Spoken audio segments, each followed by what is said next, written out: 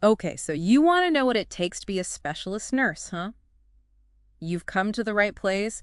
We've got a ton of info here, and trust me, this isn't your average nursing gig. You're telling me it's way more than just bandages and taking temperatures. Right. I mean, we're talking next level nursing here. Exactly. The level of specialization is incredible. These are nurses who are experts in really specific areas. Like what? Give me some examples. Well, you've got cardiology, oncology, even forensic nursing. It's like they're medical detectives. Forensic nursing.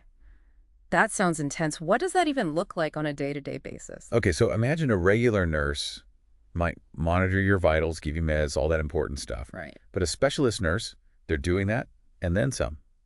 They might create a specialized care plan for a patient with a chronic illness or help someone relearn to walk after an injury. So they're dealing with more complex cases. Exactly. And they're providing that really high-level specialized care that not just anyone can do. This is fascinating. I'm looking at one of our sources here. It mentions something called ambulatory care.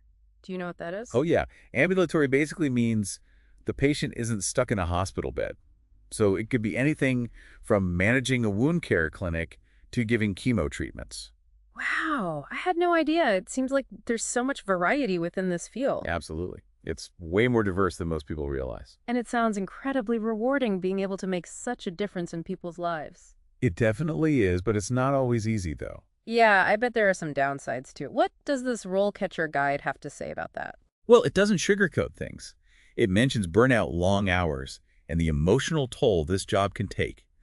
Imagine dealing with patients and families going through really tough situations every single day. Yeah, that takes a certain kind of strength and resilience, for sure. Hmm. So what kind of person thrives in that environment then? What are we talking about here? You need someone with a rock-solid foundation in nursing, of course. But it goes beyond that, too. Realize. Well, all of these sources highlight the importance of soft skills. Soft skills like what? Communication, critical thinking, even social perceptiveness, those kinds of things. It's not just about knowing the medicine, it's about knowing the human. Interesting. So you're saying being a people person is just as important as having all that medical knowledge. 100%. Let's say you're a pediatric oncology nurse. You're not just treating a child with cancer, you're teaching them and their family how to manage their condition, how to cope, and you're providing emotional support during what might be the scariest time in their lives. That's a really powerful example. You know, it makes me think about my own experiences with nurses. Oh, yeah. Like when my grandmother was in the hospital. You know, that reminds me of something else that's highlighted in these sources, the importance of patient advocacy. Patient advocacy. Tell me more about that. What does that look like in action? It means being your patient's biggest supporter, especially when they can't advocate for themselves. Okay.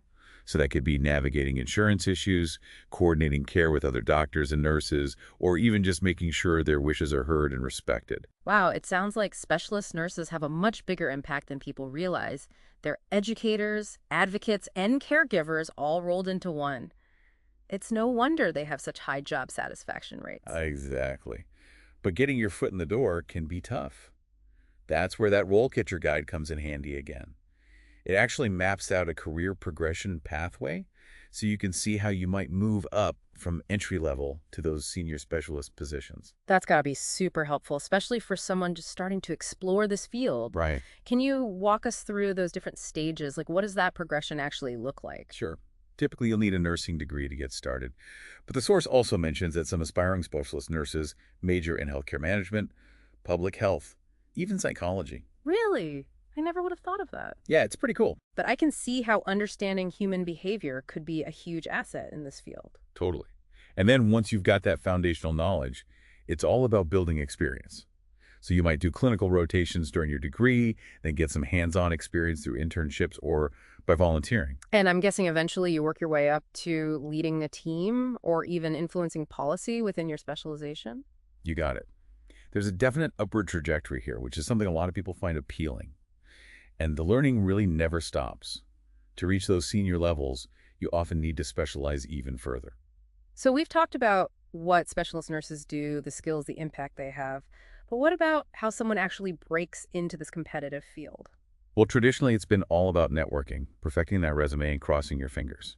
But things are changing. Have you heard of this RoleCatcher platform? Oh, yeah.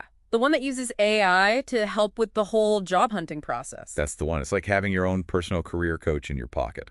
A career coach in my pocket. Uh-huh. That sounds like something straight out of Star Trek. Right. But it's real, and it's already helping a ton of people, especially in competitive fields like nursing. So how does it actually work? So say you upload your resume. All right. This AI analyzes it, compares it to job descriptions you're interested in, Mm. and tells you exactly what to tweak. No more guessing games about keywords? Nope. It's all about working smarter, not harder. I love it. But it can't do everything for you, can it? You still have to ace that interview. True. But RoleCatcher can actually help you there, too. Wait, really? Yeah, they have this feature where you can practice answering interview questions Oh, that's cool. and even record yourself responding to prompts. Okay. Then their AI analyzes your video and gives you feedback on your body language, your tone, everything. Whoa, so it's like having a virtual interview coach. Exactly. That's incredible.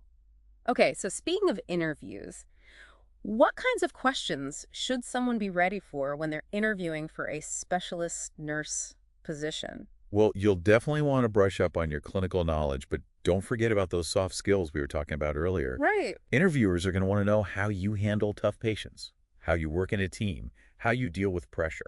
It's about showing them you can handle the human side of things just as well as the medical side. Exactly. For instance, they might ask you to describe a time when you had to advocate for a patient's needs, Oh, I see. or how you'd approach a situation where a patient's family disagrees with the treatment plan. They're really trying to get a sense of your judgment and your people skills. Absolutely. So it's not just about what you know, it's about how you handle yourself in those high-pressure situations. 100%. You need that confidence, but also that empathy and compassion. It's a delicate balance for sure. And remember, you're often dealing with people at their most vulnerable. That's so true, especially when you think about specialties like hospice or palliative care. Those nurses are dealing with some really heavy stuff. Absolutely.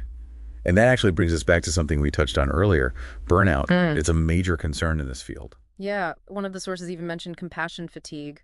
What is that exactly? It's basically a state of emotional and physical exhaustion that can happen when you're constantly exposed to other people's trauma and suffering. You're giving so much of yourself that you end up depleted. That makes sense. It sounds incredibly draining. So, what can nurses do to protect themselves from burning out? Self-care is crucial. Like what kinds of things? Think exercise, healthy eating, meditation, even just making time for hobbies and things you enjoy outside of work. It's all about recharging your batteries. So you need to make time for yourself even when it feels impossible. Exactly. And don't be afraid to lean on your support system, whether that's your family, your friends, or a therapist. That's good advice for anyone, really, not just nurses. Totally. We all need people we can count on. So true. Okay, so we've talked about the importance of self-care, but what about continuing education? It seems like the learning never really stops in this field. You're absolutely right. Healthcare is constantly evolving. So to stay at the top of your game, you've got to keep learning and growing throughout your entire career. Does that usually mean going back to school for another degree? It can. Some nurses decide to pursue a master's or a doctorate in nursing practice to specialize even further, maybe move into a leadership role, or even get into research. Wow. But there are also tons of other continuing education options out there too. Attending conferences, taking online courses, participating in workshops, those are all great ways to stay current with the latest advancements. So it's about being proactive and taking ownership of your own professional development. Exactly. And the best part is a lot of hospitals and healthcare organizations offer tuition reimbursement programs or even paid time off for professional development. Oh, wow. So they're actually invested in helping their nurses further their education. They recognize that it benefits everyone involved, Yeah. especially the patients. That makes a lot of sense. So it's not just on the individual nurse to figure it all out. The institutions themselves are playing a role in supporting their growth. Precisely. And that says a lot about the value they place on skilled and knowledgeable nurses. Okay, so we've talked about the challenges, the rewards, the skills, the education. It's clear that being a specialist nurse is a demanding but incredibly rewarding career path. But what I really want to know is what drives these individuals? What keeps them going when things get tough? What makes it all worthwhile? At the end of the day, it's about making a tangible difference in people's lives. They get to use their knowledge and skills to help people heal and cope during some of the most difficult times imaginable. It's about having that impact, really making a difference. It's about something bigger than just a job. 100%. Yeah. It's about dedicating yourself to something that you're truly passionate about.